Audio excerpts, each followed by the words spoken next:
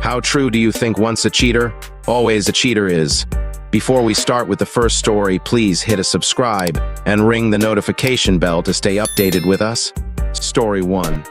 Some people can't change. Some people can. You see way too often someone gets their heart broken when the person that they cheated with cheats on them as well. Other times, they simply found their one and the cheating stopped. It's really a coin toss in my eyes. If someone wants to cheat, they most likely will. Story 2. Always is a strong word. One exception disproves that type of sweeping statement. Exceptions do exist. That said, a typical cheater will have a long story about extenuating circumstances and act as if it was a one-off. And then the next time they cheat, if they can't conceal it, they'll have another set of excuses why that one time it shouldn't count either. Have watched that pattern up close with a blood relative and would never take that gamble in a romantic partner. Story 3. Once a line is crossed, it is so much easier to do it again. This applies to anything that may be illegal or socially frowned upon. And getting away with it only reinforces the behavior. This I know. Pretty much this. It's like cigarettes. You smoked once. Nothing happened. You smoked twice. Nothing happened neither. You start to think all the cigarettes cause cancer thing is bullshit.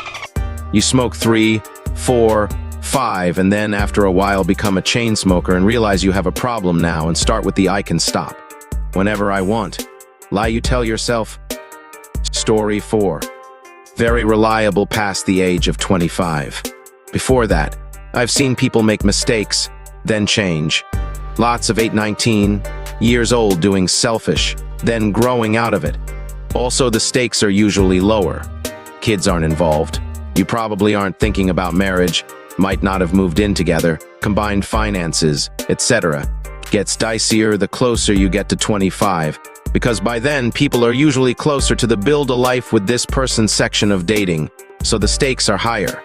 But like a 33-YO who has been cheating the whole time, they're old enough to fully understand the consequences, have likely done it multiple times before, seen the havoc, and still act the same way. The die is cast. Story 5. I don't think it's necessarily true. People can change if they want to and put in the work. That doesn't mean the person they cheated on needs to stick around for it, of course. But the cheater is capable of going, "This isn't who I want to be," and working on themselves. Story 6. How long did the cheating last? Did they confess to it right away? Did they ever confess? How far did it go? How many people did they cheat with? How many lies did they have to keep up? How old is the cheater? How serious are they with the person they cheated on? Lots of factors can say different things about a cheater. I personally wouldn't bet on them being changed though. Story 7. Pretty much 100%. Like if it was a dumb mistake in high school and you never did it again, maybe I can let that slide. But I'll never forgive a cheater again, or get with someone that has done that in serious relationships. It just shows that you're willing to choose sex at the expense of breaking the heart and trust of someone who cares about you. In a real relationship, you both choose to entrust your heart to the other person in a way that could cause serious and permanent damage if they're careless with your love. The kind of person that would do that kind of damage to someone they care about for the sake of temporary pleasure isn't the kind of person I want in my life. Story 8. Very true. Most people cannot change. I used to be naive and think you can. There's a whole neurological explanation as to why most people find it harder to change themselves as they grow older, which I won't get into. Moral of story, whether it's cheating or another problem, most people cannot change, flip a new page, and be someone new. It gets harder the older we get. You fight yourself to attempt to change, non-stop fighting. Story 9. In my 20s and 30s, I wasn't exactly unfaithful to any partners because I was mostly upfront about being non-exclusive. But my behavior back then borders on offensive to me now in my mid to 50s. Once I'd have a partner over the moment, another one was out the door. I just enjoyed being with different women and maybe, likely, it was something of an addiction. But I've been with the same woman now for just under 20 years and I cannot imagine. I literally cannot imagine betraying her trust or being with someone else. So yeah, I feel like it's possible to change, but I doubt it happens a whole lot and not overnight. Perhaps with age, monogamy becomes more appealing. Story 10. 200%. Being a cheater implies 1. Very low self-control. 2. Questionable morals. That's very hard to permanently change, permanently being the key word. I've never met anyone that agreed to be with a former cheater that didn't end up being cheated on either. Story 11. True. Until they get a taste of their own medicine. I say that because many years after my ex-wife left me for another guy, she called me, sobbing uncontrollably, to apologize for cheating on me.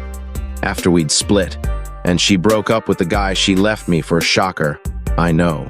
She settled into a long-term relationship.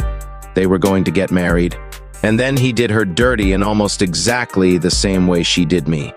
Same excuses, same justifications, word for word in some cases, even the same timeline. They were together 7 years like we were. The affair came to light in July, etc., etc., etc. She didn't figure it out until then, and she called me to apologize profusely because she finally understood what she'd put me through. Karma's a bit, but also a teaching moment. Story 12. Not universally true, but sufficiently true to use as a rule in your dating life to avoid emotional and time costs. Unfair to reformed cheaters. Yes. However, the alternative is an obligation on people to give cheaters another shot, or a shot with them if the cheating was on somebody else. And it's even more unfair to ask people to roll such expensive dice when making major life decisions. Story 13. I might get downvoted, but I think it's very true. It means at a base level, that person thinks cheating on their partner is an option at all. Even if it's in the very back of their mind, it is something that they are capable of doing and rationalizing. There are examples of serial cheaters having successful relationships and not cheating anymore. But I genuinely believe if they could be locked in a room with someone they want to hook up with, and nobody on the outside would know, they'd cheat again. Outside circumstances are stopping them. Just ask yourself this question. You and the hottest person you can possibly think of are in a room in like an alternate dimension or something. That person wants you and is ready to go, right now. You have a guarantee that neither your partner nor anyone else will never find out. Would you do it? I think most people would respond no, of course not, but the honest truth is that plenty of people would. Story 14. I think it depends on the person and the relationship. My ex-fiancé, in 2010, slept with 8 different dudes during our 4 years together. She went on to cheat on her next BF husband, and he, being more man than me, left her. I ashamedly admit that just before she left, I also cheated, to my deep surprise and having been manipulated during a very vulnerable moment, and can honestly say have never been disloyal ever again, even though my marriage has been rough. I was 18 when I cheated, and I still remember how horrible it made me feel. Despite the manipulation, my cheating ex, and the woman who I had a shot with and blocked because of the entire thing. I am no saint. My hands are not clean, but I absolutely would never cheat ever again, and in fact, it only worked to make me appreciate and love the person I was with, at the time, more. Despite her own infidelity and abusive behavior, I only regret that the guy she left me for fell for the same lies I did. God rest his soul. He divorced her and shortly after lost his life. Phenomenal guy. We became friends only after he left her and realized he had been lied to. So, yes, people can recover from cheating, but others, it's kind of in their personality. I share this from a position of vulnerability and regret. But I own my mistake, and after 12 years, I am still recovering from that relationship. Story 15. Reformed cheater here. I personally didn't feel enough of an emotional connection to the relationships I had in my past, so I acted selfishly. I made excuses for it to others, but I always knew the truth was I really didn't care enough to be less selfish, and if I had a chance and thought I would get away with it, I did. Not anything I'm proud of at all. It's a cowardly trait. I'm now happily married to a very amazing woman. I love and value her greatly. At the very beginning of our relationship, I was marveling at my then-girlfriend, now wife. starting to fall in love and noticing all the qualities about her I admired, and it dawned on me that I didn't deserve someone like her. When I reflected on what I offered her, I fell short.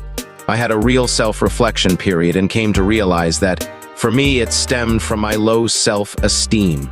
Not in the obvious sense of proving myself through conquest. I wasn't really ever proud of it. For me, it was that I wouldn't let myself get close enough to people to really fall in love enough to not want to cheat. I spent a lot of work on myself through this, and confessed my past to my then girlfriend, now wife. She, in her wonderful, pure way, actually admired my confession, and I think that's close to the moment I actually fell in love with her. We've been together for 12 years, and I will never see another woman again the same.